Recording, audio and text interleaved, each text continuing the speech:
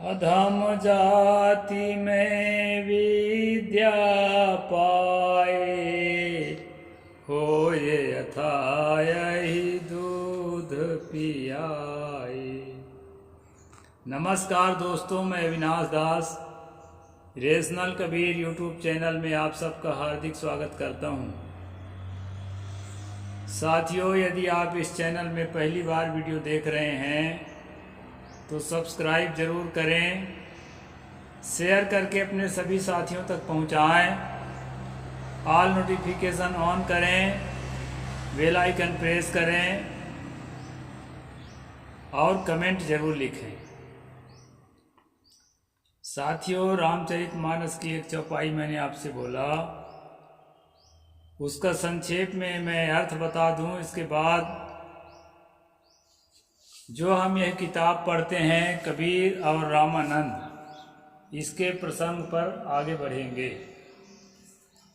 इसमें चौपाई का लेखक कहता है कि जो व्यक्ति अधम जाति का है, अधम जाति का मतलब होता है जे वर्णाधम तेली कुम्हारा सुपच किरात कोल कलवारा। ये 6 प्रकार के जातियों को दोस्तों अधम जाति माना गया है। तेली, कुम्हार, कोल, कलार, स्वपच और किरात।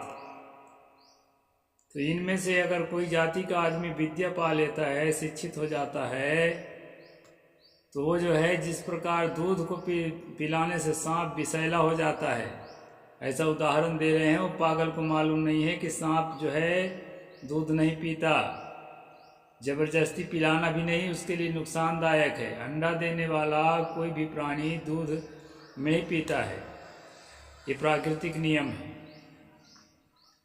तो खाने का कोई दूसरा चीज़ खाता हो, उसको प्रकृति अनुसार खिला सकते हो, लेकिन दूध पीने वाला प्राणी नहीं है। तो दोस्तों, जैसे सांप को दूध पिलाने से जहरीला हो जाता है, उसी प्रकार अधम जाति को विद्या देने से वो बहुत ही खतरनाक हो जाता है। ऐसा जिसको लोग सनातन धर्म कहते हैं, हिंदू धर्म कहते हैं, जो वास्तव में वैदिक धर्म है या ब्राह्मण धर्म है, दोस्तों वो लोग जो हैं ऐसा लिखते हैं और मानते हैं। यानी हमारे पूर्वज ऐसा मानते आए हैं, सीधा सपाट में कह दूं तो। हम पढ़ रहे हैं कबीर और रामानंद। कबीर साहेब अधम जाति के थे। कोष्टा देवांगन कोरी बुनकर, जिसको इस्लाम में जाने के बाद जुलाहा कहा गया है, तो इनके भाषा में वो अधम जाति के थे। तो उनको विद्या देना, जो धर्म को मानने वाला रामानंद है, वो कैसे अच्छा समझा होगा, इस पर विचार करना है। क्योंकि जिस धर्म को वो मानता था, वो धर्म में अधम जाति को शिक्षा देना अच्छा नहीं माना गया है। तो दोस्तों, अभी हम स्वामी रामानंद जी के द्वारा लिखी हुई किताबों पर अध्ययन कर रहे हैं। लेखक ने यहाँ उद्धृत किया है उन किताबों को। कल हमने देखा था रामार्चन पद्धति वर्ण विषय, जिसमें जो है राम की कैसे पूजा किया जाता है, कैसे षोडशोपचार किया जाता है, कैसे और उसका पूरे परिवार का कैसे पूजा किया जाता है, अन्य भाइयों का, और कैसे राजभोग लगाया जाता है इत्यादि के वर्णन करने वाला, निर्जीव वस्तुओं में मगन रहने वाला, सत्य पदार्थ जानत नाही, झूठे मगन रहे मन माही, ऐसा कहने वाले कबीर साहिब के साथ कैसे तालमेल बैठ जाएगा। सत्य पदार्थ जानत नहीं, जो सत्य है, जो पदार्थ है, उसको जो है समझ नहीं रहे हैं, और अपदार्थ जो ईश्वर है, देवी है, देवता है, उसको खोज रहे हैं। सत्य पदार्थ जानत नहीं, झूठे मगन रहे मन माही, झूठे में मगन है दिन रात। ऐसा कहने वाले कबीर साहिब भला कैसे उनके शरण में गए होंगे और कैसे वो शरण में रखे होंगे, ये वाली बात विचारनी है दोस्तों। अब आगे चलते हैं, उनके द्वारा लिखी गई सबसे बड़ी किताब है आनंद भाष्य।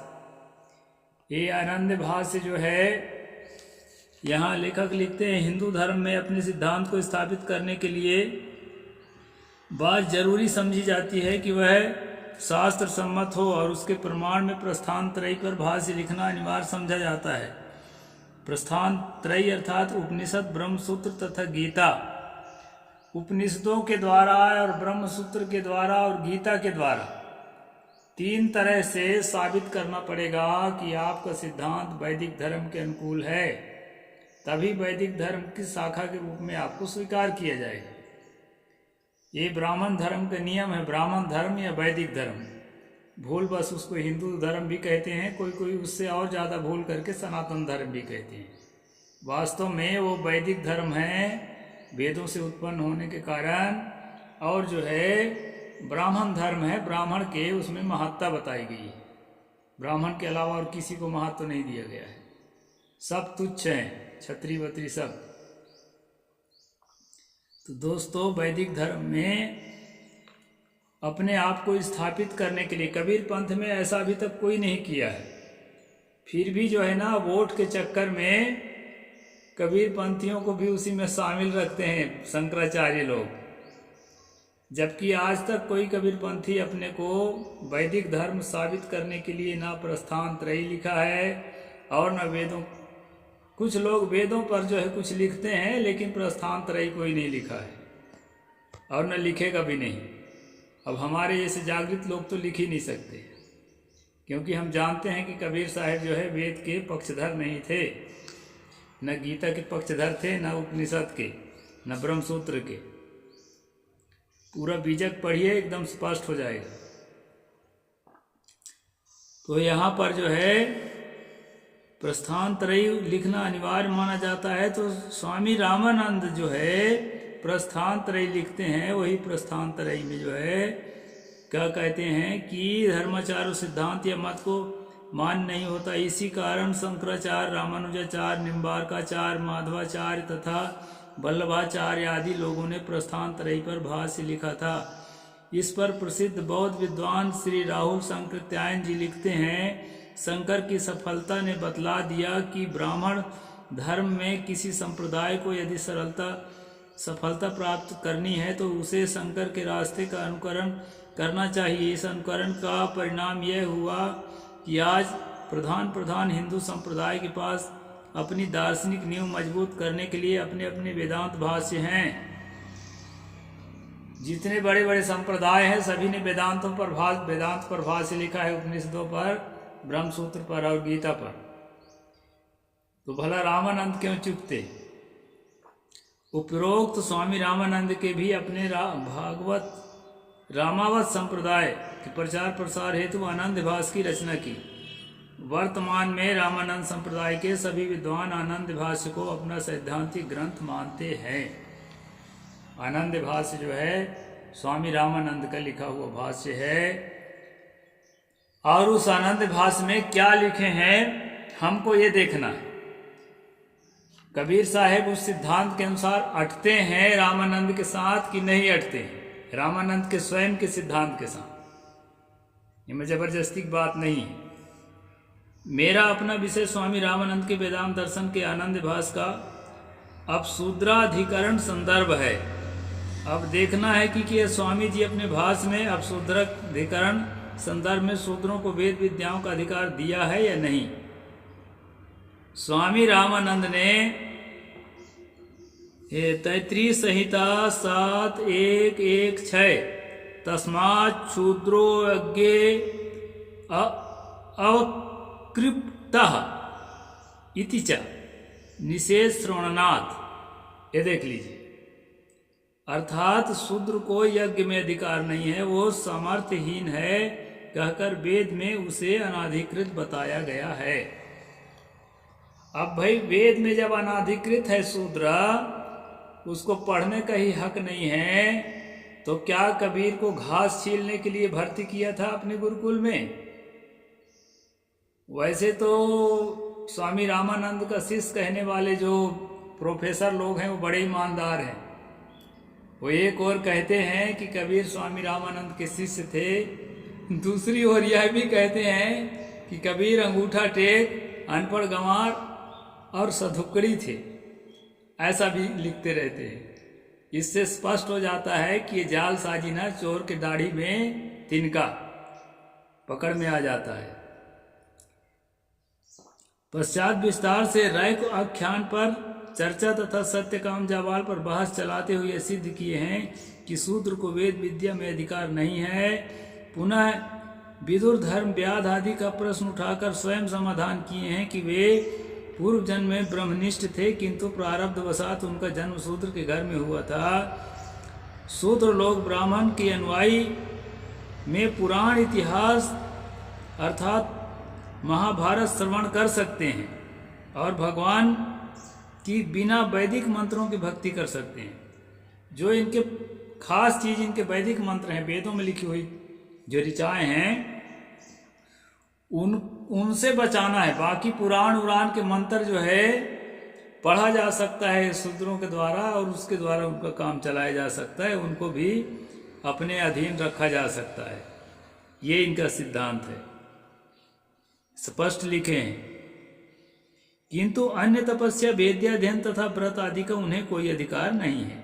स्वामी रामानंद ने गीता का निम्न प्रमाण प्रस्तुत किया है। श्रीमद् भागवत गीता या ब्रह्म विद्या तेपि इदंते न तपस्काय न भक्ताय कदाचन चा शुश्रुवे वाच्यम। गीता 18:67 इति तपोधिकार रहितम शूद्रम प्रति तदुत्तेज वर्धनात्। अर्थात तुझे यह गीता रूप रहस्य उपदेश किसी भी काल में ना तो तप रहित मनुष्य से कहना चाहिए, ना भक्ति रहित शूद्रम प्रति अर्थात शूद्र से ही। तात्पर्य यह है कि स्वामी रामानंद ने तो गीता तक को शूद्रों से ना कहने का समर्थन किया है, गीता तक को, जबकि गीता में सब मगन है। मैं जो श्री संप्रदाय को फॉलो करता था ना, तो गीता बहुत पढ़ता रहा, मगन रहता था। तो ये तो गीता तक को मना किया है, वेद को मना किया ही है। आगे चलकर उन्होंने लिखा है ना सूत्रे पातकम किच्चिन मात न संस्कार मरहति। ये मनु का कहा हुआ है, 10वां अध्याय के 126वां श्लोक है। दोस्तों, इस श्लोक को अगर सही माने ना, और ब्राह्मण भी सही मान ले कि ना शूद्रे पातकम किच्चिन ना संस्कार मरहति, यानी शूद्र को पाप ही नहीं लगता है तो उसको संस्कार देने की क्या जरूरत है, इसका यह अर्थ होता है। यदि पाप ही नहीं लगता है तो धर धर की बंदूक धड़ाधड़ पिटाई मराई कराए शुरू, गोली चलाना शुरू कर दें, पाप अपराध तो है ही नहीं है शूद्र को। ऐसा भी सोचा जा सकता है। तो ये जो है ना, ये बहुत पागलपन का श्लोक है। वो अपने भलाई में लिखा है कि इसको संस्कार देना ना पड़े करके, ये पाप ही नहीं लगता तो इसको पुण्य सिखाने की क्या जरूरत है। लेकिन ये बहुत घातक चौपाई है। ये मनु का है, मैं मनु की स्ट्रीम करता हूँ उस टाइम, उसमें जो है मुझे लगता है अभी आया नहीं है, आ चुका है, नहीं आया है, 10वां अध्याय का है। शूद्रस चतुर्थो वर्णम एव जातीर्णता संस्कार मरहति इत्यादि नादा दिना तद भावाभिभावा पच्चोपन यान दि संस्कार भावा भी लापात कथनात् चेत्यर्थः। मनु ने कहा है कि शूद्र को किसी प्रकार का पाप नहीं लगता, किसी प्रकार का पाप नहीं लगता। जितना मारे काटे, चोरी हत्या व्यभिचार जो भी करे शूद्र, इससे दोस्तों हमारे लोगों के जीवन में गंदगी आती है ऐसे मंत्रों से। अरे पाप ही नहीं है ना, चोरी हत्या व्यभिचार कुछ करो, ऐसे करके जो है आदमी अपने जीवन को बिगाड़ लेता है। या वे चाहते थे कि ये बिगड़ैल जीवन जिए ताकि जो है ऊपर उठने के सारे रास्ते इनके बंद हो जाए। संस्कार के योग नहीं है। गौतम ने कहा शूद्र चौथा वर्ण और एक जाति है, इसलिए वह संस्कार के अयोग्य है। शूद्र एक ही जाति है। एक जाति का मतलब एक बार जन्म ले लिया सो ले लिया, फिर उसको जो है संस्कार करके दूसरा जन्म नहीं ले। इसका ये भी अर्थ हो सकता है, हम लोग कर सकते हैं कि शूद्र एक ही जाति है। ST SC OBC सब ये जो है ना 6547 जातियां हैं भारत में। तो ये जो है ना, ये जो है अनेकता बनाए रखने के लिए तोड़ा गया है। दरअसल ये उस दृष्टि से भी एक ही जाति है। इस बात को हमें समझना चाहिए। हाँ, आगे कहते हैं, शूद्र का उपनयन संस्कार का अभाव होने से वह अयोग्य है और वेद विद्या के अधिकार से रहित है। इसके पश्चात तो ब्रह्म सूत्र के मंत्र श्रवणाध्यानात् प्रतिषेधात् स्मृतेश्च तत्र श्रवण प्रतिषेधा की व्याख्या में स्वामी रामानंद लिखते हैं कि यतश्चत वेद श्रवण तदध्यानम तद ज्ञानम तद अनुष्ठान प्रतिषेध स्मर्तेत अधहास्य वेद श्रवणं तव पूज्भ्याम तुभ्याम श्रोत प्रतिमुदाहरणे जिभ्या छेदो शरीर धारणे शरीर भेदा गौतम 2:12-3 इति अध्ययन प्रतिषेधापि पद्यु हवा छमसान यच्छूद्रस्ता तस्मात् शूद्र समीपे नाध्येतव्यामि ति न शूद्र्यामतिं दद्यात् न चास्वोपदिशेत् धर्मं न चास व्रतमादिशेत् मनुस्मृति 4:80। एवं दुजाति अध्ययन मिथ्या दानम मिथ्या तदार्थ अनुष्ठानयापि प्रतिषेध्यात् इत्यादि। देखा आपने कितने उदार हैं स्वामी रामानंद, कितने रेडिकल हैं। अपने पूर्ववर्ती शंकराचार्य रामानुजाचार्यों से भी कि एक भी वज्राक्षर को काटने की हिम्मत न जुटा पाए और ऊपर से गीता तक को सुनने का निषेध कर गए। क्या अब भी कुछ बाकी है? मनु के शब्द शूद्र को कोई पाप नहीं लगता, इसलिए वह संस्कार के अयोग्य है। गौतम के महाभाग शूद्र चौथा वर्ण और एक जाति है, अर्थात शूद्र का दूसरा जन्म गुरु के द्वारा उपनयन संस्कार से होता है कि अयोग्य है। इसके बाद स्वामी रामानंद लिखते हैं, वेद श्रवण, वेद अध्ययन, वेद ज्ञान और अनुष्ठान आदि शूद्रों के लिए प्रतिषेध है, मना है। यदि कदाचित शूद्र वेद मंत्र सुन ले तो उसके कान में गरम लाख, पिघला हुआ शीशा, खलता हुआ तेल से भर दें। वेद मंत्रों का उच्चारण करने पर जीभ काट लें। मंत्र याद हो जाने पर शरीर भेदा 2 टुकड़े कर दें, अर्थात वध कर दें। यह स्वामी रामानंद जी के हृदय का उद्गार है। अब यह बताया जा रहा है, कबीर जैसे शूद्र को उन्होंने अपना शिष्य बनाया था। अब ये उनकी किताब में लिखी, उनकी किताब का अंश है दोस्तों। इस बात को आपको समझना चाहिए। और गौतम धर्म सूत्र के समर्थन में उनकी जी हुजूरी। इतना ही नहीं, स्वामी रामानंद ने शूद्रों को चौपाया पशुओं में शामिल करने की बात अपने आनंद भाष में उद्धृत करने में सकुचाते नहीं। शूद्र चलता फिरता शमशान है, अतः उसके समय वेद अध्ययन नहीं करना चाहिए। शूद्र को ज्ञान नहीं देना चाहिए, शूद्र को उपदेश नहीं देना चाहिए, शूद्र का कोई व्रत या अनुष्ठान नहीं बतलाना चाहिए। इन सब बातों को देखते हुए महापंडित राहुल संकृतायन लिखते हैं, बादरायण ब्रह्मज्ञान के धर्म सूत्रकर्ता गौतम की कठोर आज्ञा को नरम करना तो अलग, आदर्श वाक्य बनाया। शंकर के सारे अद्वैतवाद में गौतम की इन क्रूर प्रकृतियों के एक वज्राक्षर को भी विचलित करने की हिम्मत न की। रामानुज के गुरु दादा गुरु परदादा गुरु नकर दादा गुरु स्वयं अति शूद्र थे, तो भी वेदांत भाष करते वक्त धर्म सूत्रकार गौतम बादरायण और शंकर से भी आगे रहने की कोशिश करते हैं। तो इस प्रकार से दोस्तों ब्राह्मणों का चरित्र है, उनकी किताबों से प्रभाव ये जो है स्पष्ट होता है। और ये स्वामी रामानंद की किताब आनंद भाष से निकालकर बताया जा रहा है, जिसको कबीर साहिब का गुरु, रैदास का गुरु, पीपा जी का गुरु, नामदेव का गुरु और भी जो है मध्यकालीन अनेक संतों का गुरु बताया जाता है। दोस्तों ये साजिश को समझने के लिए मैं ये स्ट्रीम चलाता हूँ। इस स्ट्रीम को पूरा शुरू से आखिरी तक देखिए और हर रोज़ का स्ट्रीम देखिए, ताकि ये समझ में आए कि वैदिक धर्म या ब्राह्मण धर्म में कितनी साजिश चल रही है और अभी भी साजिश चालू है। तो आज यहीं तक रहेंगे। साहेब बंदगी, जय जोहार, जय भीम, जय भारत।